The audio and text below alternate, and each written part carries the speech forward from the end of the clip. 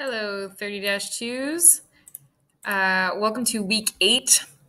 I hope you're all good to your mothers this weekend because it was Mother's Day. And if you forgot it was Mother's Day, then you better be nice to your mothers this upcoming week because you need to make up for that. I just have a few things. I posted this in the Google Classroom last week, I think. But just some a few questions have still been coming up, which means that you probably have not been reading all the information I've been posting. So, am I expected to check with my teacher every day? Technically, yes. I mean, most of you I try to contact with at least 2 or 3 times a week, or you message me or you ask a question or things like that. And so just keep in mind that your teachers are often trying to contact you to see, are you okay? Are you doing your schoolwork? Are you learning? Things like that. So that's the type of contact we're kind of looking for, okay? Do I have to participate in my teacher's live meetings or lectures? Now, I included this as part of my Google Forms self-evaluation. So I would really love your participation. I would love for you to join in and be a part of things. I like seeing people's faces and I like talking to more people. And for those of you who have joined in, we've had really good conversations and you've been able to ask questions that you have and things like that. And those are generally on Wednesdays. Now, a couple of you said, could we have it on a different day? And that's fine, but we still have to have it at 1 p.m. We can't change it for this class because that's the schedule laid out by AOB. I've heard that all students will pass their courses even if they don't do the work. That is not true. If you're on track to graduate, you will move on to the next level. So in your case, graduate, but you have to stay on track.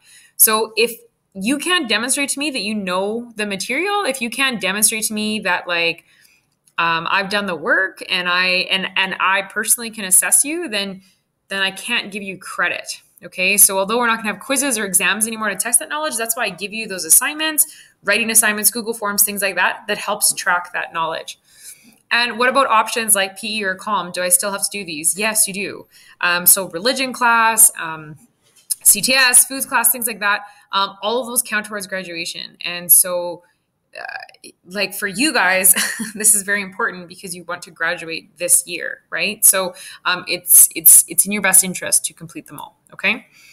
As for RAC this week, so for watching, I'd like you to watch this. I would also like you to try and watch one of the Dr. Dina Henshaw updates on COVID-19 in Alberta. So they're every day around 3:30 in the afternoon, and I give you the website here. There should be one, I bet, on Wednesday that's pretty important because it'll talk about our opening plans for the 14th. Some reading there, and then there's 2 articles I want you to read. They're not very long. We'll have a Teams meeting on Wednesday. And then I've posted your activity book for chapter 11. And then the assignment this week is when can the government make difficult decisions for the common good?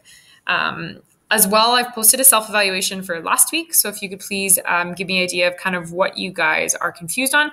And then, yeah, I can help you with that. Okay. Okay. So I'll go through the PowerPoint. This is a bit longer, so I'll probably skim over some of it. And then if you have questions, just bring them to me at our Teams meeting on Wednesday. So viability of liberalism. So viability is if it works. Okay, so does liberalism actually work? Does it work in Canada? Does it work in other countries? Can we force it to work? Things like that. So the underlying question is, how much should the government be able to tell you what to do? Which is really interesting in our world right now, because the government has told us how to live our daily lives right now because of the crisis. So why do they put certain laws in place? Why do we have laws about seatbelts? Why do we have laws about gun control? Why do we have laws about smoking in restaurants? Which, by the way, when I was a kid, you could smoke in restaurants. And so there was a smoking section and a non-smoking section. But because smoke is smoke, basically the non-smoking section was a watered down version of the smoking section because you could still smell it. And so it really it was so commonplace that when they actually canceled smoking in restaurants and you had to be outside the bar, which I think happened when I was 17 or 18, it was awesome. So it's been great. In certain parts of the world, you cannot wear a hijab or a burqa, which is for Muslim women. It's a full kind of covering of your face and hands and feet and stuff like that. So how do democratic governments know what the people want? And there's a variety of things that they go over, and we'll talk about all of these, okay? And as well, what's the difference between authoritarianism and democracy? When do they meet in the middle, and how do we kind of define those things? So does the government serve the people, or does the government lead the people? So how can the government determine what the will of the people is? In Canada, because we have a multi-party system, oftentimes the government that is formed is not a majority government. So it's usually less than 50% of the votes. So then how do we really decide if it's governed by the will of the people? As well, are there times when the government decides to do something that's contrary to public opinion? And is public opinion always an informed opinion? And so we have to look at those types of things. So the will of people is based off democracy. We have direct democracy. We have representative democracy. Direct democracy has been around since Athens.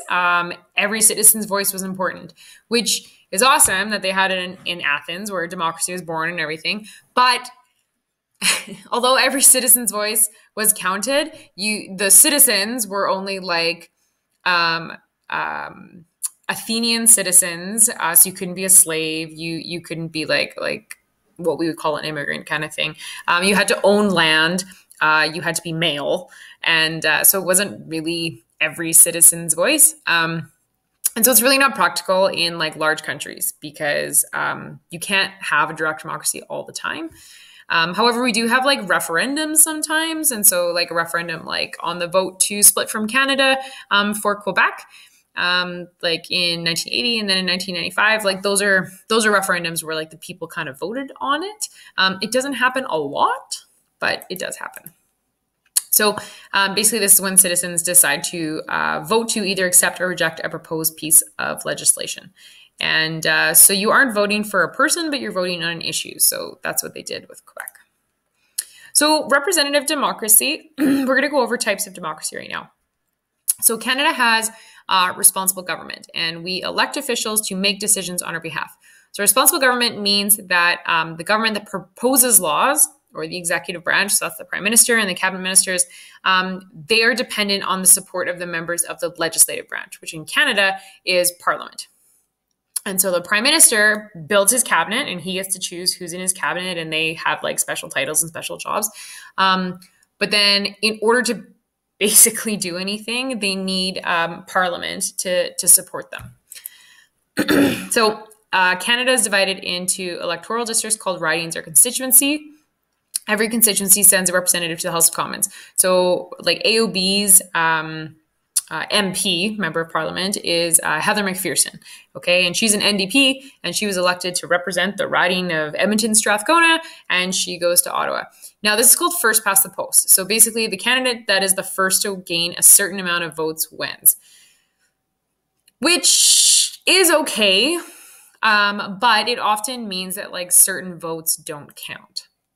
And so like this is like the 2013 election results for Edmonton. So like Don Iveson had like a huge majority. So he was first past the post. He had the required number of votes to win. Now, the problem with that, like I said, is that sometimes your vote doesn't really count because like, for example, in Spruce Grove, we're a very conservative riding. And so generally we always have a conservative MP. And so if you don't vote conservative, then your vote really counted for absolutely nothing. Now, proportional representation is different. So in Sweden, for example, you vote for a party, and then the representatives are assigned to office based on the amount of popular support, which is nice because then minority parties actually have a chance to get into government. And so, like, for example, I think the Green Party in Canada has like 12% of the votes, but they only have like one person that actually won a seat. But 12% of Canada voted for them, or I think it's even higher than that. And so this way, in proportional representation, they would actually have 12% of the seats in Parliament, which would be nice because that would also, it would be more evenly divided. Now, the only problem with this is that you usually have to like create a coalition with other parties to form a government because it's harder to get like a majority government. But it's more representative of population. So like, for example, okay, so this is 2019. Okay, so there you go. Green's actually smaller. So Green has 6.5% of the vote, but they had one seat, okay? The Conservatives had 34.4% of the vote, but they actually had 36% of the seats. The Liberals only had 33% of the vote, but they get 46% of the seats based on first past the post. And then, oh, look at this 2016 US presidential election results. So Hillary Clinton had 64.2 million votes. But because of the Electoral College, which we'll get into in a minute, she actually didn't win. So even though she had more votes based on like first past the post, she didn't actually get that seat. Okay. And Trump got elected. Party solidarity is another thing that you should think of. This is basically just the idea that you kind of vote with your party, which I think most of you know. Like if you've joined a political party like the Conservative Party or the Liberal Party, generally you vote with that party based on laws. If you don't, sometimes they allow you to, and sometimes they'll be like, this is a free vote and you can do whatever you want. But if you don't, a lot of times they're like, yeah, you're out and you got to switch parties or become an independent or things like that. Okay, this is accountability, so we'll go over this. Consensus decision-making is when a group of people kind of try to find a resolution that everybody can accept. Nunavut and the Northwest Territories are consensus governments. There's no political parties. You elect an MLA, and then they vote however they see fit, which is awesome. So they basically have that free vote that I just talked about all the time. Okay? Now, people tend to abide by the decisions more closely because it means that whoever they voted in represents them more. Lobbying is when you kind of influence a government policy or a group. And so this would be like you guys trying to convince me to not have a test in class because it's in our best interest. And so you might try to bribe me with a Starbucks, which has happened. But like that's kind of the idea of lobbying. Like you're trying to like convince someone to do something for you. And then I want you to think, is it ever acceptable for a liberal democracy to suspend the rights of a few for the common good? So think about wars, think about COVID, for example, the suspension of rights that have gone on to protect the larger group, the collective. And you need to look at that balance. So the government needs to protect citizens, but sometimes that means suspending rights. On the other hand, living in a liberal democracy, should individual rights be protected regardless of the cost? And there's examples in history. We talk about like the War Measures Act that's in your textbook. Conscription, so forcing people to go to war. Internment during the World Wars. In World War I, Ukrainians were interned. In World War II, the Japanese were interned. Or the October Crisis, which we'll go over. Deporting war resistors because of the Vietnam War, things like that. These are all illiberal acts. They removed people's rights, individual rights, in order to protect a larger group of people. So the October Crisis, you would have talked about this in Social 20, but the War Measure Act has been implemented 3 times before it kind of got changed. Once in World War I, once in World War II, and then again during the October or the FLQ crisis. So the FLQ crisis was basically when the province of Quebec was like experiencing rapid change. They were coming away from the church. They were becoming more Anglophone. Some people wanted this to happen really quick, and some people wanted it to happen really slow. And the FLQ came out. And the FLQ is the Front de Liberation de Quebec. And they basically, in order to get change, they used violence. And so they had bombings and armed robberies. In 1970, they kidnapped the British Trade Commissioner, which was like unheard of for Canada. And then 5 days later, they kidnapped and then murdered Pierre Laporte, who was a popular Quebec politician. And then the military basically came in. They enacted the War Measures Act and the government. And then they came in and they like enforced curfews. They, I went backwards instead of forwards. They suspended civil liberties. You could be arrested and detained for up to 90 days without charge. And a lot of the people that were arrested were people who were non-violent supporters, but because they were like suspects in it, they could just hold them. And it was like journalists and unionists and teachers and things like that. And so, but like 90% of Anglophone Canadians and 86% of Francophone Canadians wanted this to happen. Only about 60 people were ever charged, so it never really amounted to much. And eventually they caught mostly FLQ and they disappeared. Now, this kind of got changed to the Emergencies Act in 1988. And the Emergencies Act was meant to work with the Canadian Charter of Rights and Freedoms, which had come out in the early 1980s, to protect the rights of Canadians.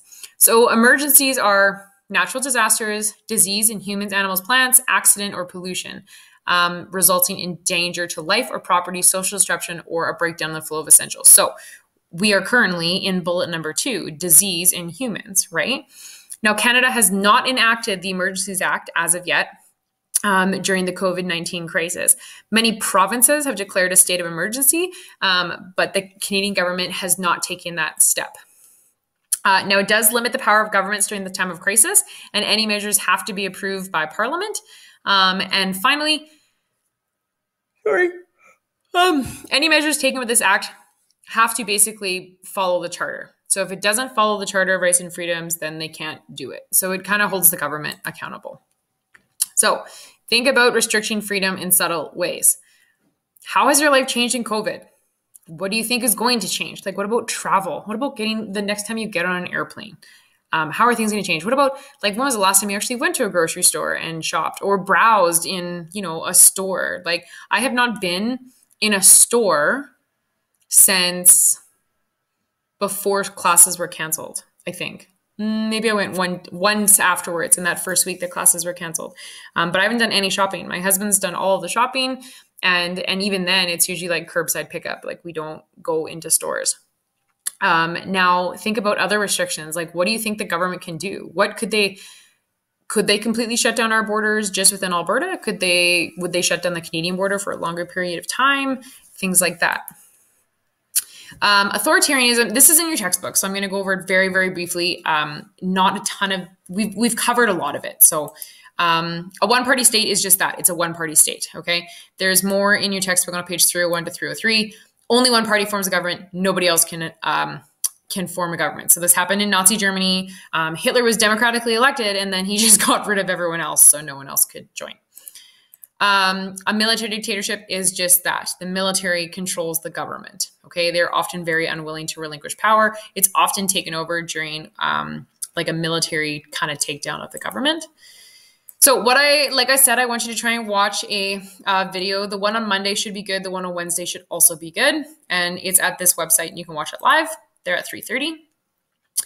They also record them. And then the question that I want you to do is, when can the government make difficult decisions for the common good? And so that's looking at what we've done within COVID so far. And you have to read those 2 articles that I list. One is about a woman in Texas who owns a salon, who kept her salon open even though government orders were to shut down, because she said she had to make money. And then the other one is about what you can and can't do with COVID in Alberta right now. Okay. I'll have a webinar on Wednesday, and it'll be from 1 to 1:45. And then maybe we can talk if you guys want a different day on that day. So please show up. I went too far. I hope you were kind to your moms. It's really important that you guys stay up to date on your assignments. Most of you are doing really good, but just keep that in mind, that if you put your assignments off, it's going to become a lot more overwhelming come June. Okay. So, I likely the last set of assessments that I'll send out to you will be like June 18th or so. And then as long as you get them in that week, we should be good to go. There'll still be material coming out, but there won't be like anything for marks. Okay. Please complete that self-evaluation, because it does really help me out. So I have an idea of kind of what you need and things like that. And if you have any questions, let me know. And I know this was a long one, so thanks for bearing with me, and I'll see you guys soon. Bye.